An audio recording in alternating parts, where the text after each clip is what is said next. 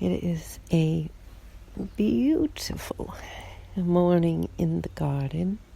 The birds singing in the sun, shining in the sky so blue, and oh my gosh, the stars last night under the skies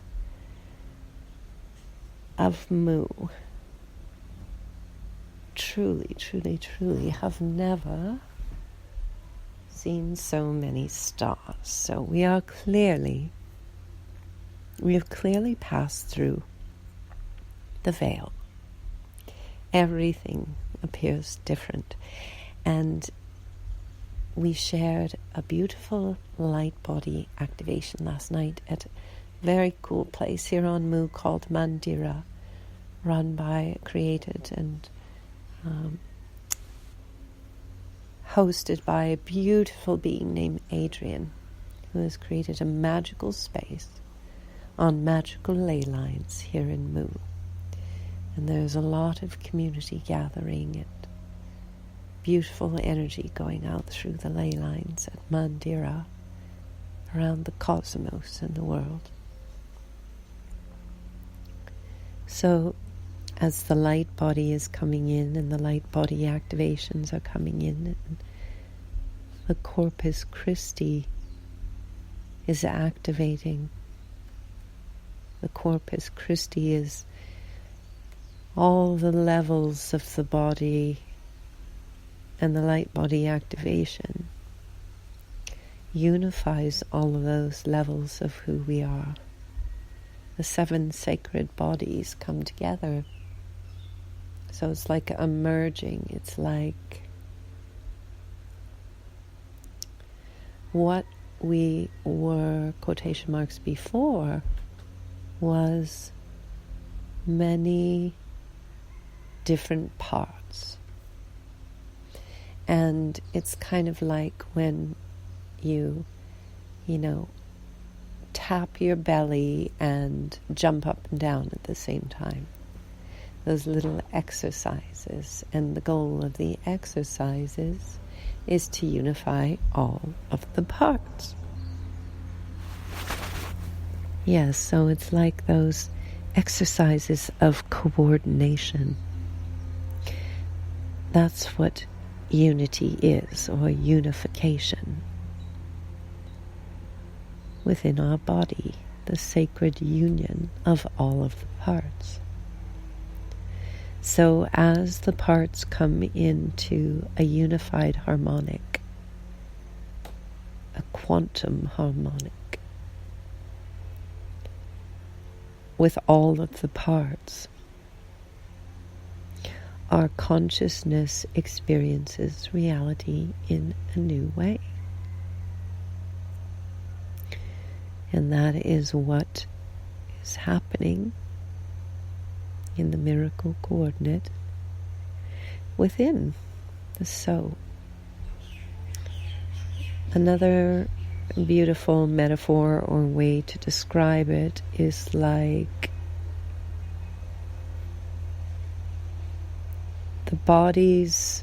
the Corpus Christi is made up of these sacred layers or circles, like, let's say, concentric circles around the center, around the singularity, around the essence of who we are. So if we're playing darts, or we are an archer with bow and arrow, and we are aiming towards a chart or a target, there's the concentric circles around the center. And that is very similar to what the Corpus Christi parts are like, if we are to visualize what we are coming from and what we are becoming. So the concentric circles and the rings that make them up begin to fade, begin to dissolve. This is part of the ego dissolution as the Corpus Christi comes together and unifies all of the parts. Those concentric circles and the rings that make them up are meant to dissolve away. Each layer of the Corpus Christi, the physical body, the mental body, the emotional body, the causal body, the Buddhic body, the Atmic body, and the monadic body, are all levels of learning, just like school grades. So the consciousness expands, begins in the physical vessel. It begins by experiencing everything as though it were outside of the self. And then as it moves, the consciousness moves into the mental body, it begins to process from that new layer. And then the emotional body. The causal body is the soul, where all of the peak experiences from incarnations are stored. And once the causal body dissolves, once that concentric ring dissolves, the other ones dissolve first, our association with our consciousness being attached to a physical body, then the association of our consciousness dissolving its attachment to the mental body, and then our consciousness dissolving its attachment to the emotional body, and then our consciousness detaching or dissolving its attachment to the causal body. The causal body is like the camper van with all the really good stuff in it that we got from the outdoor store that we were stoked about. The cool camping stove that wraps up into a little tiny cube, and the amazing 4-season sleeping bag that feels amazing whichever season you're using it in because it's high tech. The causal body, the soul, the camper van that has all the good stuff stored in it. When the causal body goes, we can no longer incarnate into the density of the form. It's like we've graduated. So, once we pass grade 4, we don't go back to grade 4. We keep going. And so when the causal body dissolves, it's like the consciousness has figured out its way out of carbon, out of the density of the form. And as the causal body dissolves, the consciousness takes a quantum leap into the Buddhic body. The Buddhic body is the body of love, universal love consciousness. We love everything equally in this consciousness. A blade of grass, our beloved, a beautiful bird song. We begin to be flooded by universal love. And this is a very quantum leap because we release everything from our lower density lives. And everything takes a transformative quantum leap. So when the consciousness makes this quantum leap into the Buddhic body, it can be an experience that requires major reorienting of our consciousness, of our cells, of our lives, of our consciousness, of ourselves, and of our light.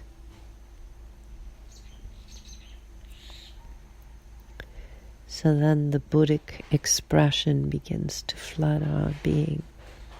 All things are equal, and the lower desire nature dissolves away. So the lower desire nature is the aspect of ourself that is designed for survival. And it functions from a place of you versus me.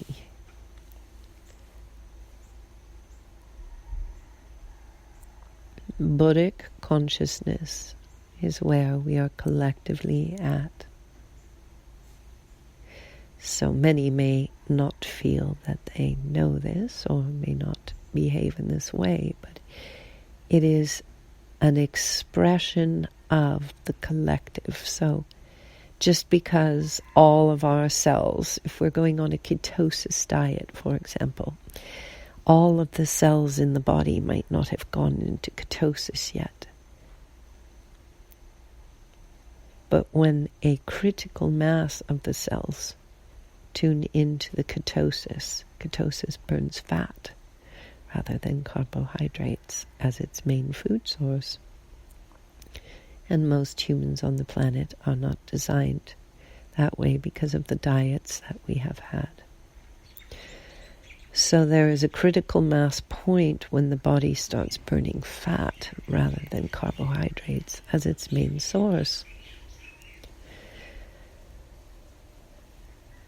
So the Buddhic consciousness has reached a critical mass, even though the external reality may not appear to one as such. Critical mass does not mean the vast majority. Critical mass means that the vibration or energy that is being experienced and emitted is stronger than other frequencies and energies being experienced and emitted.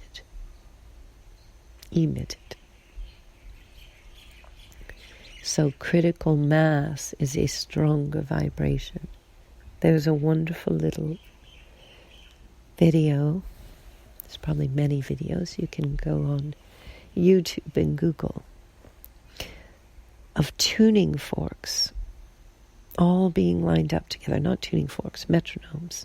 Metronomes count out the beats for a musician to align with a regular, persistent beat, which is what the Schumann resonance of the earth is. The heartbeat of the earth, a regular, consistent beat.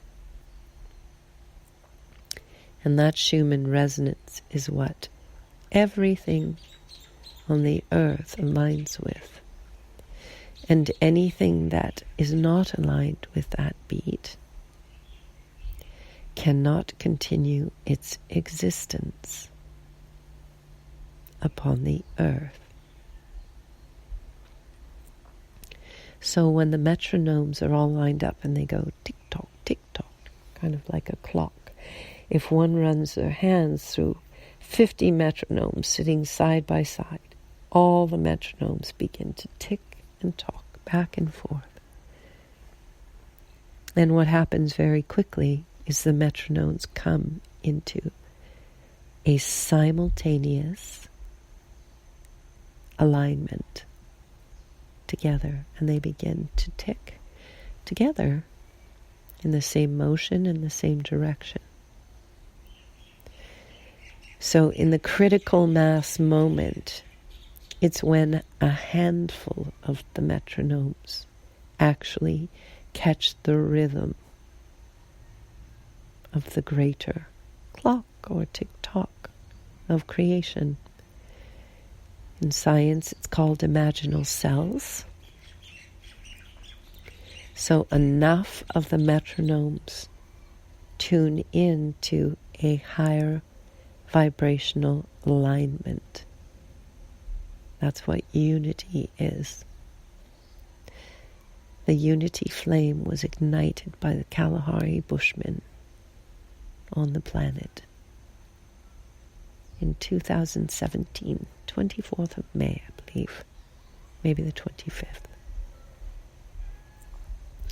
So the mass, the critical mass of humanity began to tick and talk towards that rhythm. And because we are now in the expression of the Buddhic body, universal love consciousness, it is easeful to come into and stay in alignment with that essence of creation, Buddhic love.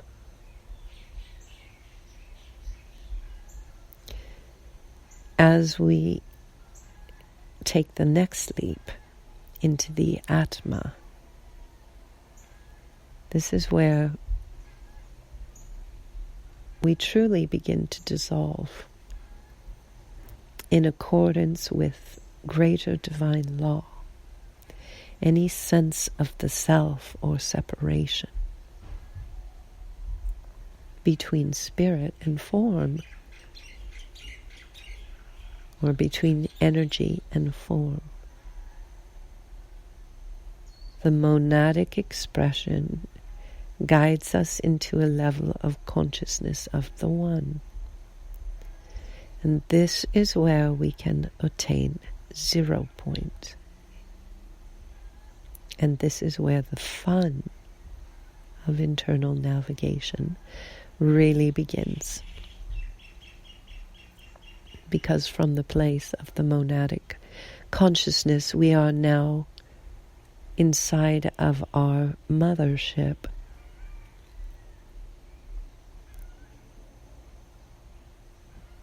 And the light body activations and the light body coming in are placing our consciousness in the center of our physical form.